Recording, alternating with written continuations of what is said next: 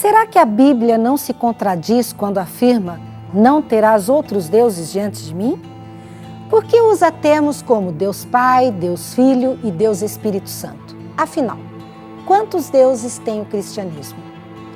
Esta é a série Princípios. Pelo tipo de perguntas, você já pode ver que o programa de hoje promete. O Está Escrito está apenas começando.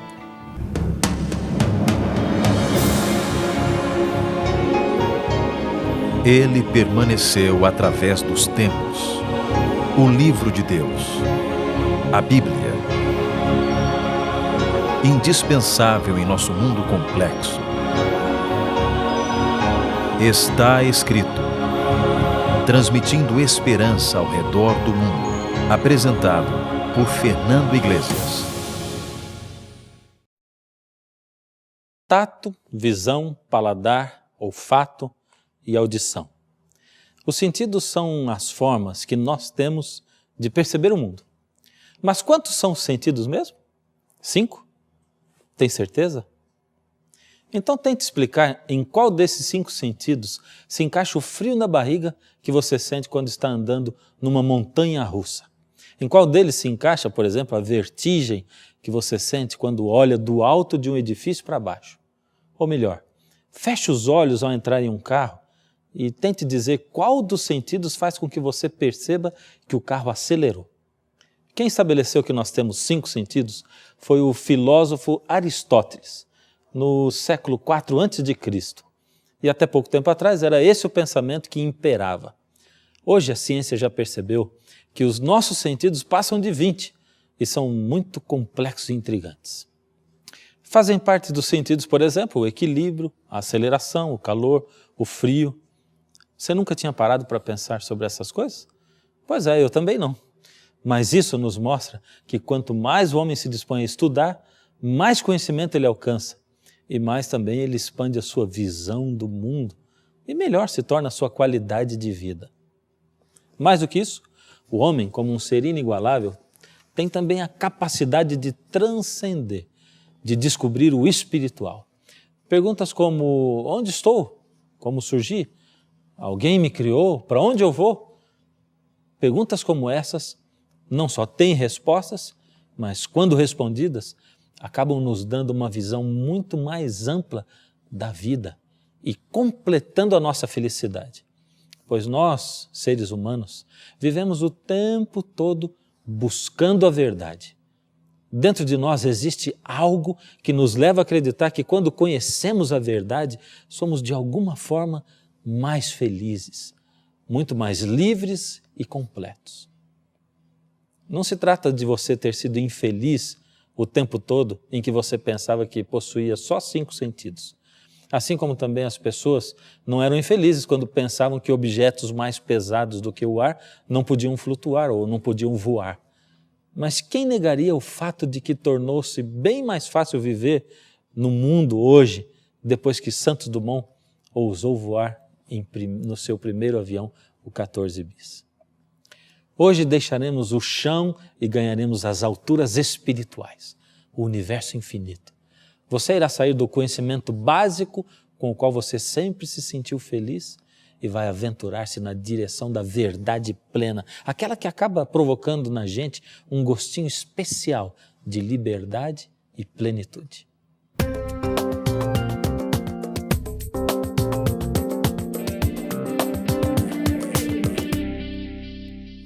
Para respondermos à primeira pergunta de quem nos criou, antes precisamos descobrir quem é Deus ou como Ele é.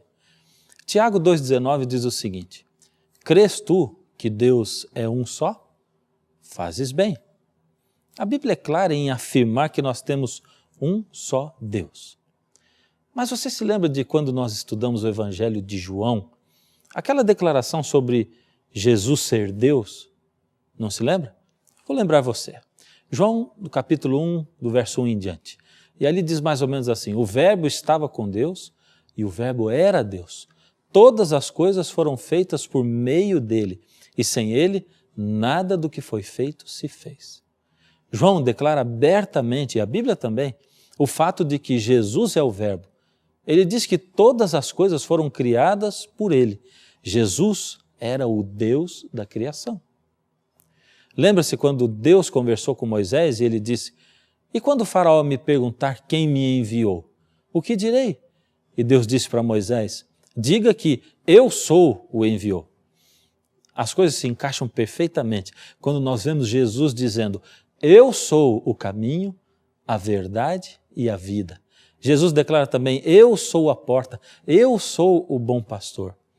E quando nós comparamos isso com outros textos da Bíblia, aí as coisas ficam mais claras ainda. João 10,30, por exemplo, diz: eu e o Pai somos um. Quem me vê a mim, vê ao Pai.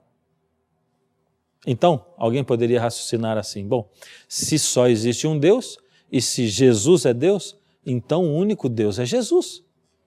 Mas o que nós fazemos então quando encontramos Jesus orando ao Pai, como nesses textos que vimos agora há pouco? Como Mateus 26,39 também, onde diz: Pai, se possível, passa de mim esse cálice. Todavia não seja como eu quero, e sim como tu queres. Além de Jesus ser Deus, há também Deus o Pai. Agora surgem outras perguntas. Então quer dizer que a Bíblia diz que há um só Deus, mas ao mesmo tempo diz que Deus o Pai é Deus e que Jesus é Deus. Então são dois deuses. Pois então espera aí, vamos complicar um pouco mais. Por que Jesus nos instrui a batizarmos em nome do Pai, do Filho e do Espírito Santo? Será que o Espírito Santo também é Deus? Atos 5, 3 e 4 diz: então disse Pedro: Ananias, por que encheu Satanás o teu coração, para que mentisses ao Espírito Santo, reservando parte do valor do campo? Como, pois, assentastes no coração? Não mentistes aos homens, mas a Deus? Percebeu? Quando mentistes ao Espírito Santo, mentistes não a homens, mas a Deus. Esse texto e outros da Bíblia indicam claramente que o Espírito Santo é Deus sim. E agora? Ficou confuso? Você deve estar aí se perguntando: e aí, são 3 deuses ou ainda tem mais? Quer ficar mais confuso ainda? Pois aí vai, Deuteronômio 6,4. Ouve, ó Israel, o Senhor nosso Deus é o único Deus. E agora?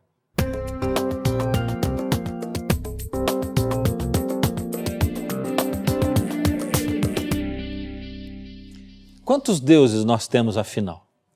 A Bíblia não está se contradizendo? A coisa mais intrigante a respeito da Bíblia é que quando parece que ela está em contradição, é porque estamos prestes a encontrar uma grande verdade. Antes de tudo, é bom a gente lembrar que essa parte da Bíblia, onde está escrito: ouve, ó Israel, o Senhor teu Deus é único, foi escrita em hebraico. E em hebraico existem 2 palavras para uno, único. Uma é Yakid, a outra é Ekad. Embora as 2 palavras sejam usadas na Bíblia como sinônimos de uno e único, cada uma delas é usada em casos totalmente diferentes, com significados diferentes. Vou explicar melhor. Em Gênesis 22:2, Deus disse a Abraão: toma o teu filho, o teu único filho, Isaque, a quem tu amas. Nesse texto, a palavra usada para expressar único foi Yakid, que significa uma unidade simples, ou seja, Isaque era o único filho de Abraão mesmo, o filho único, uma pessoa, unidade simples. Mas vejamos agora Gênesis 2:24 em diante. Deixará o homem o seu pai e a sua mãe e se unirá à sua mulher, e serão uma só carne. Nesse caso, a palavra hebraica usada para uma foi Ekad, pois trata-se de uma unidade composta, ou seja, 2 pessoas diferentes, o marido e a mulher, se unem formando uma só carne. Outro caso em que encontramos Ekad é o de Gênesis 1:5. E houve tarde e manhã um dia. Ou seja, 2 coisas diferentes, uma tarde e uma manhã, se unem formando um dia. Agora então nós começamos a esclarecer o assunto, pois no texto de Deuteronômio 6,4, o termo usado foi: ouve, ó Israel, o Senhor nosso Deus é Ekad, único, ou seja, um Deus que é uma unidade composta por três pessoas. No caso, o Pai, o Filho e o Espírito Santo. Mas que mesmo assim é apenas um Deus. A partir daí, encontramos muitas outras coisas fazendo sentido na Bíblia. Em Eclesiastes 12:1, por exemplo, está escrito: lembra-te do teu Criador nos dias da tua mocidade. O incrível a ser notado aqui é que a palavra hebraica que foi usada para Criador é boreaca, que é o plural de Criador. Portanto, o que na verdade está escrito é: lembra-te dos teus criadores. Em Gênesis 1:26 nós temos: e disse Deus, façamos o homem à nossa imagem. Ora, se a gente sabe que só Deus tem o poder para criar, como então ele está dizendo façamos? E mais, o homem foi criado à imagem de Deus. Então como ele diz, à nossa imagem? Agora, somando-se isso ao fato de que nós havíamos acabado de chegar à conclusão de que existe um só Deus, acabamos de descobrir que temos um só Deus, mas formado por três pessoas. Eu vou repetir, um só Deus, formado por três pessoas.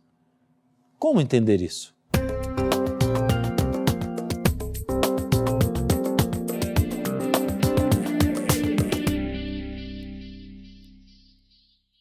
Bem, eu não estou querendo afirmar que é fácil, simples, entender a natureza de um Deus que é único, formado por três pessoas.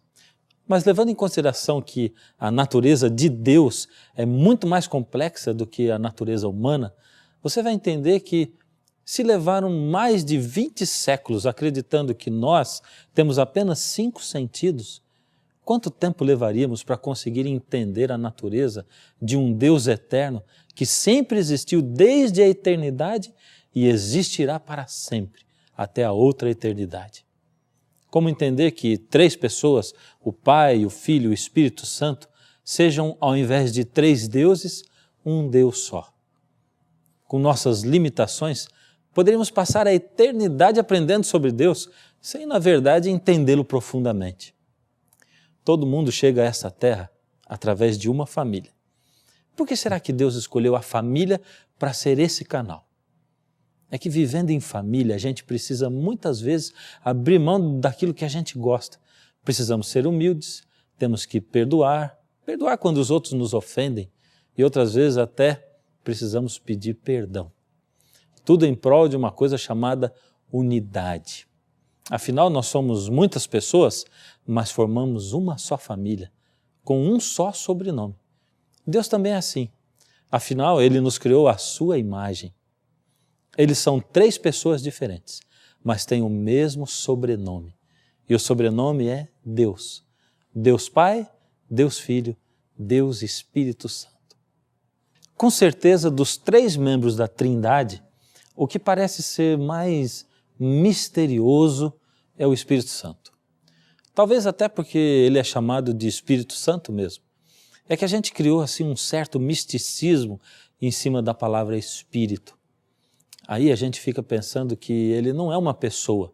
Alguns pensam assim: Deus Pai é uma pessoa, ele é Pai. Jesus é uma pessoa, ele é o Filho, ele foi visto aqui na terra. Mas o Espírito Santo deve ser uma energia, uma fumaça. Em primeiro lugar, o Espírito Santo é uma pessoa. E as evidências são que na Bíblia ele é apresentado como tendo as mesmas características de um ser pessoal. Ele tem mente, pensa, adquire conhecimento, ele raciocina. Em textos como 1 Coríntios 2, 10 e 11, nós vemos o seguinte: mas Deus se revelou a nós pelo Espírito, porque o Espírito investiga todas as coisas, até mesmo as profundezas de Deus. Porque qual dos homens sabe as coisas do homem, senão o próprio Espírito que nele está?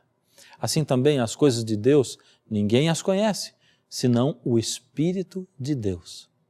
O Espírito de Deus tem sentimentos e emoções, como está escrito em Efésios 4:30, e não entristeçais o Espírito de Deus, no qual fostes selados para o dia da redenção. O Espírito de Deus também tem vontade, tem poder de decisão. 1 Coríntios 12, 11 diz assim: mas um só e o mesmo Espírito realiza todas essas coisas, distribuindo-as como lhe apraz, a cada um individualmente. Em segundo lugar, Jesus disse que enviaria o Espírito para ficar no lugar dele. Veja o que Jesus declarou em João 16, de 7 a 11, a respeito do Espírito Santo que ele estava para enviar. Convém-vos que eu vá, porque se eu não for, o Consolador, o Espírito Santo, não virá para vós outros. Se porém eu for, eu vô-lo enviarei. Quando ele vier, convencerá o mundo do pecado, da justiça e do juízo. O Espírito da verdade vos guiará a toda a verdade. Ele me glorificará, porque há de receber do que é meu e vô-lo há de anunciar.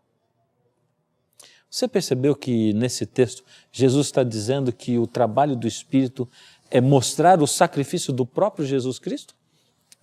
Cuidado para que o Espírito Santo não tome na sua vida o lugar de Jesus.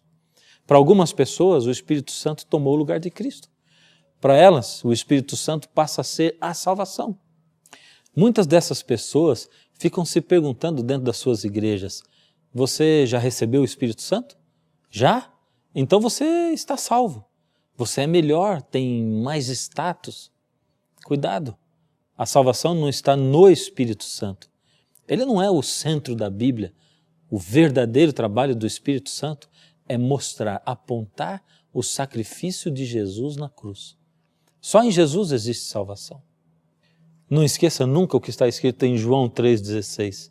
Porque Deus amou o mundo de tal maneira que deu o seu Filho unigênito para que todo aquele que nele crê não morra, mas tenha a vida eterna. Ou seja, a salvação é para todos os que creem em Jesus. Jesus é a única saída. Veja o que está escrito em Atos 4,12. E não há salvação em nenhum outro, porque abaixo do céu não existe nenhum outro nome dado entre os homens, pelo qual importa que sejamos salvos. Para ninguém confundir o Espírito Santo, ele foi dado por Jesus para trabalhar em nosso coração. O trabalho do Espírito está dividido em 4 etapas. Primeiro ele chama, depois ele convence, depois ele capacita e por último ele purifica. Me deixe explicar melhor essas 4 etapas do trabalho do Espírito. Primeiro ele chama. Isso quer dizer que ele convida para você aceitar a Cristo. Esse trabalho de chamar a atenção das pessoas para Jesus e para o sacrifício é todinho do Espírito. E isso ele faz com todos os habitantes da terra. Em algum momento da sua vida, cada pessoa desse mundo tem a oportunidade de aceitar o convite do Espírito Santo. A segunda etapa do trabalho do Espírito é que ele convence, converte. Esse convencer já não depende só do Espírito Santo. Ele toca no coração, mas depende da pessoa aceitar. Por isso ele não convence a todos, mas somente aqueles que aceitam a Jesus. Em Apocalipse, o próprio Jesus apresenta a maneira como ele se achega até nós através do trabalho do Espírito Santo. Ele diz: eis que estou à porta e bato. Se alguém ouvir a minha voz e abrir a porta, entrarei em sua casa, cearei com ele e ele comigo. Ou seja, o Espírito de Deus toca no seu coração, bate pacientemente, mas ele nunca vai forçar você a uma decisão.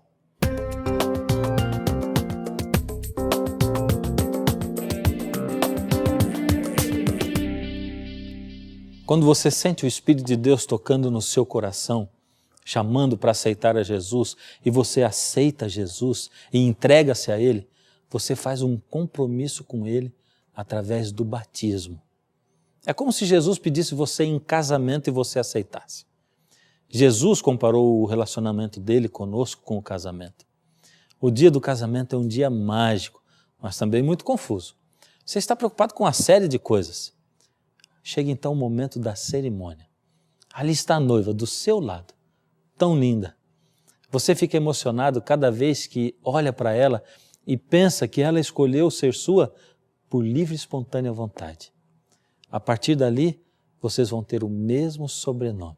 Serão uma família, um casal.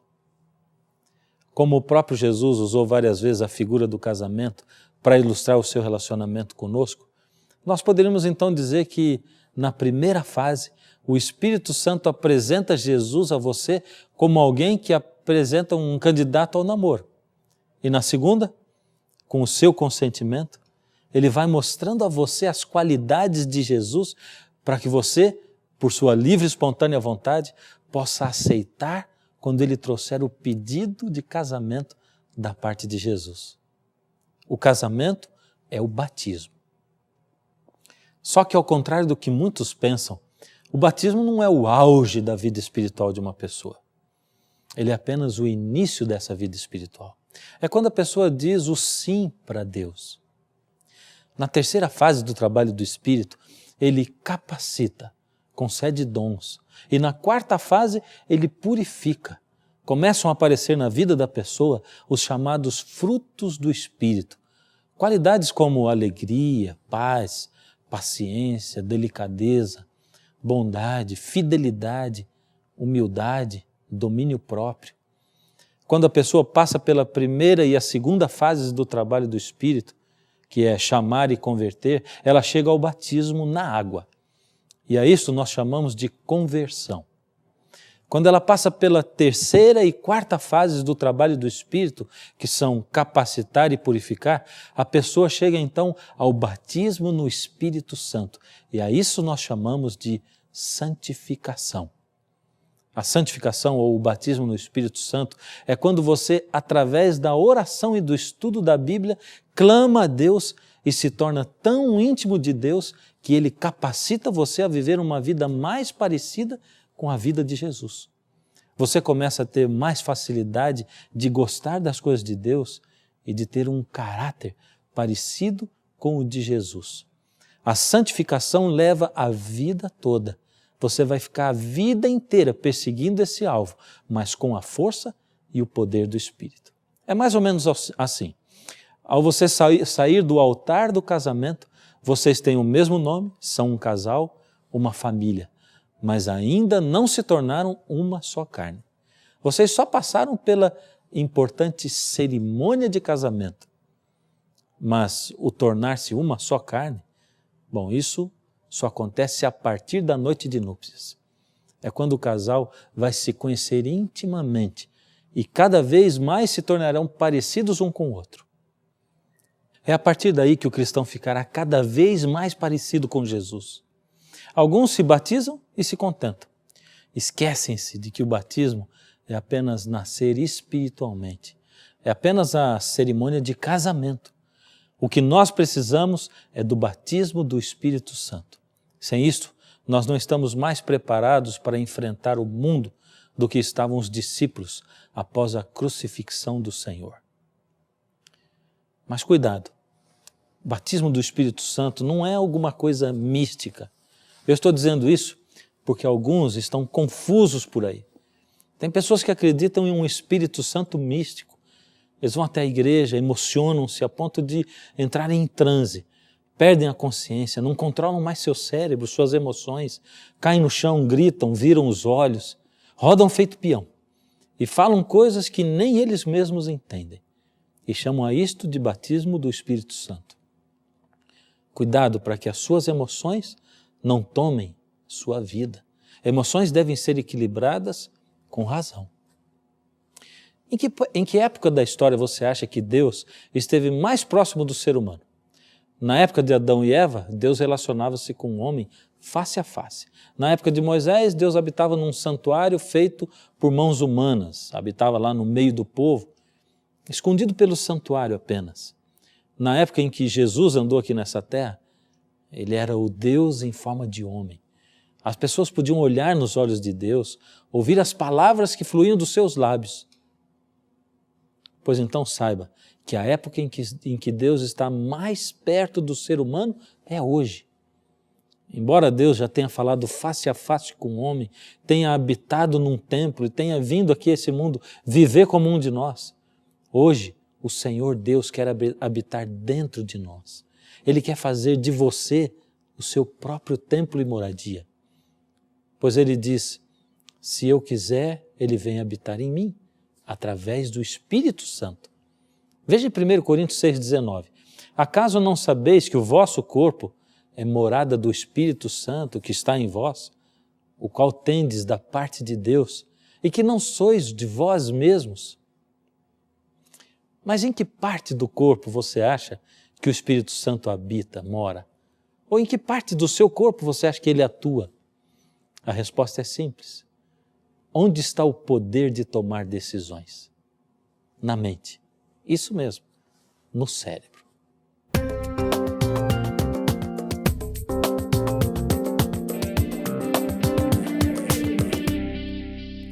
Embora a Bíblia e até nós mesmos usemos o coração como simbolizando o centro das nossas emoções, na realidade é o cérebro quem decide tudo. Você sabia que o seu cérebro é cego, surdo, mudo e que ele não sente qualquer dor? É verdade. Depois de abrir a camada de pele e osso que envolve o nosso cérebro, um médico poderia operar o cérebro de qualquer paciente sem anestesia nenhuma e ele não sentiria qualquer dor se estivesse acordado. O cérebro não é sensível à luz porque ele não enxerga e você pode gritar o quanto quiser perto de um cérebro que ele não vai esboçar nenhuma reação. É por isso que, para armazenar as informações, o cérebro depende completamente dos nossos sentidos, que até pouco tempo atrás eram apenas 5, ou achava-se que eram apenas 5, mas que já passam de 20. Por isso, tudo que você vê é muito importante. Tudo que você ouve, o que você toca, os lugares aonde você vai, as sensações todas que fazem parte de você, do que você é. Se você passa o dia inteiro armazenando sensações, imagens, sons ruins na sua mente, como você vai querer que o Espírito de Deus possa tomar conta de você? É por isso que Paulo diz em Romanos 12:2, não vos conformeis com este século. Ou seja, cuidado com os seus sentidos, cuidado com o que todo mundo faz, cuidado com o que todo mundo come, com o que todo mundo bebe, cuidado com aceitar a conduta, o modo de viver de todo mundo. E ele continua, transformai-vos pela renovação da vossa mente. É no cérebro que estão armazenadas as nossas vidas. Ele é o centro da nossa escolha. É tão importante que a morte de alguém é decretada logo após acontecer a morte cerebral. A mente rege o homem inteiro. A mente é onde nascem todas as nossas ações. É a mente que adora a Deus. Quero terminar o programa de hoje convidando você a meditar nisso. Enquanto Jesus estava morto no túmulo, todos os poderes das trevas estavam ali de prontidão, na pedra da tumba, envolvidos para tentar impedir que Jesus ressuscitasse. Satanás concentrou ali todo o seu poder para que Jesus não saísse da sepultura, não ressuscitasse, não revivesse. Mas o poder de Deus é tão grande que nem todos os demônios do mundo puderam evitar que o Senhor Jesus saísse vitorioso da sepultura. Em Efésios 1, de 18 a 20, Deus nos diz que Ele coloca à sua e à minha disposição o mesmo poder que Ele usou para ressuscitar a Jesus dos mortos. Esse poder vem através do batismo do Espírito Santo. Está à sua disposição. Basta querer, basta pedir por Ele e o Senhor dará.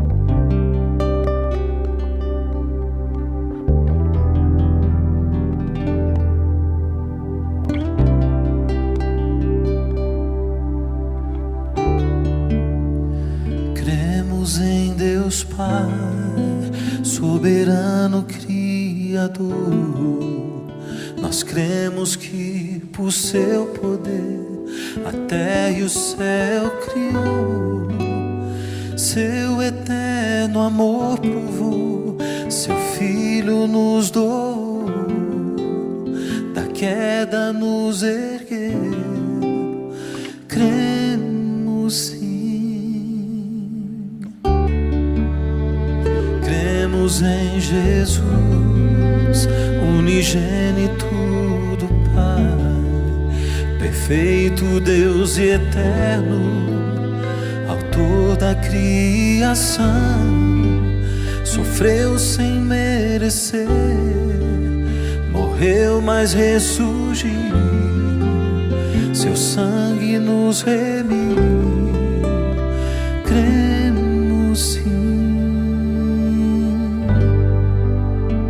Pode a terra parar e o tempo passar, mas a palavra de Deus jamais passará. Pode tudo mudar, mas Deus não mudará.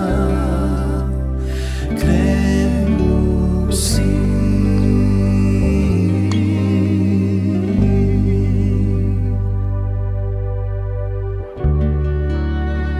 Cremos no Espírito, o Deus Consolador,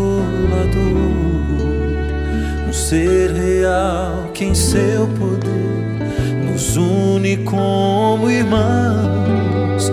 Os reinos têm em suas mãos, desfaz as forças do mal, o seu poder nos dá.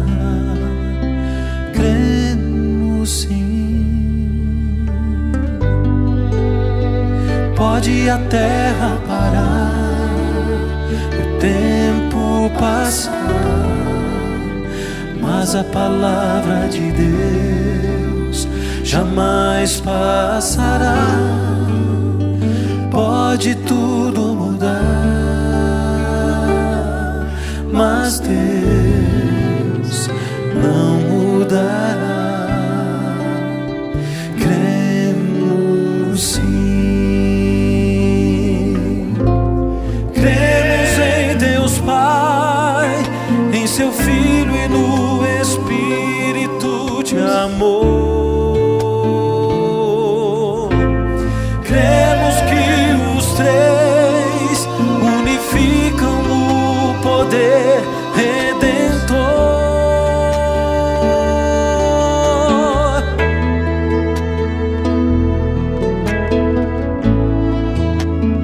Pode a terra parar e o tempo passar, mas a palavra de Deus jamais passará. Pode tudo mudar, mas Deus não mudará. Cremos sim.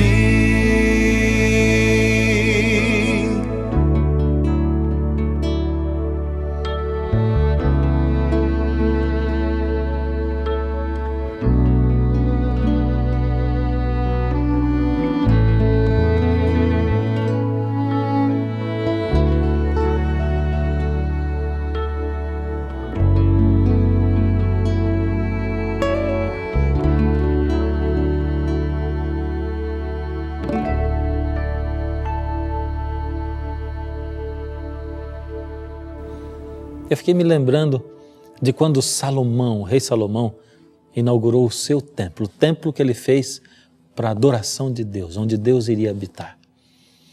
E Salomão fez uma oração mais ou menos assim para Deus: ó Senhor, o Senhor que é tão grande que não cabe nem no mundo inteiro, no universo, vem morar nesse templo que eu fiz para ser a sua habitação e aonde o Senhor escolheu ser adorado.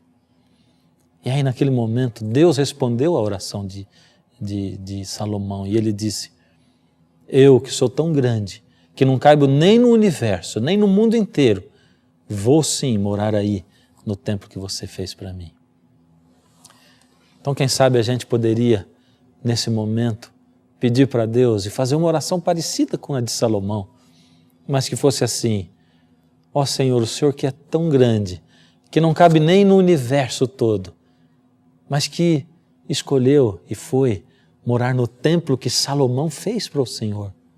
Por favor, venha agora morar dentro desse meu coração, que é tão pequenininho. Você não gostaria que o Senhor morasse no seu coração? Vamos pedir a Ele que faça isso através do seu Espírito. Deus amado, colocamos nas suas mãos a nossa vida, Senhor. Tudo aquilo que nós somos, tudo aquilo que nós temos na nossa vida. Ó Senhor, quem somos nós? Mas assim mesmo o Senhor escolhe o nosso coração para ser a sua morada, a sua habitação. E o Senhor diz que nós vamos ser templos do seu Espírito. No passado, as pessoas adoravam ao Senhor através desse templo. E agora, Senhor, nós queremos adorar ao Senhor através do templo do nosso corpo. Toma conta de nós, ajuda-nos a termos o batismo do Espírito. Ajuda-nos a nos entregarmos ao Senhor passando pelo batismo nas águas antes. E ajuda-nos, Senhor, a cada dia ficarmos mais parecidos com Jesus. Em nome de Jesus. Amém.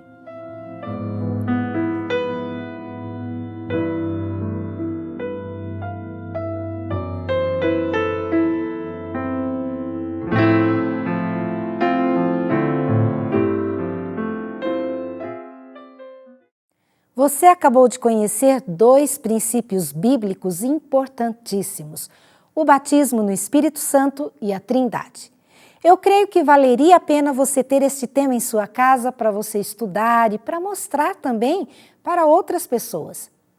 Se você quiser se aprofundar no assunto de hoje, você pode receber inteiramente grátis a revista Princípios. São 23 temas com guia de estudos e espaço interativo. Então, ligue para nós, escreva, mande um e-mail. E se você tiver alguma dúvida, entre em contato com o plantão de dúvidas do Está Escrito. Nós estamos esperando por você. Tudo que nós fazemos aqui é para você, pensando em você. E é por isso que nós vamos estar aqui no próximo programa, esperando especialmente por você. E até lá não se esqueça, está escrito: nem só de pão viverá o homem, mas de toda palavra que sai da boca de Deus. Pode a terra parar e o tempo passar, mas a palavra de Deus jamais passará. Pode tudo mudar, mas Deus não mudará. Cremos sim.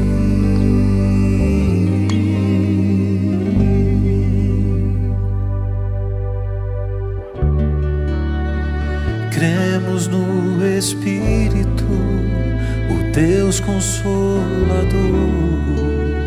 um ser real que em seu poder nos une como irmãos. Os reinos têm em suas mãos, desfaz as forças do mal, o seu poder nos dá. Cremos sim.